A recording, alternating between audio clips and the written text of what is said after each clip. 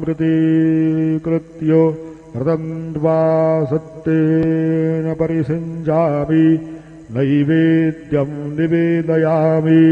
ॐ प्राणाय स्वाहा ॐ अपानाय स्वाहा ॐ व्यानाय स्वाहा ॐ उदानाय स्वाहा ॐ समानाय स्वाहा ॐ ब्रह्मणे नमः।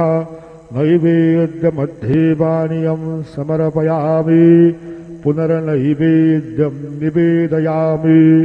ॐ प्राणाय स्वाहा ॐ अपानाय स्वाहा ॐ व्यानाय स्वाहा।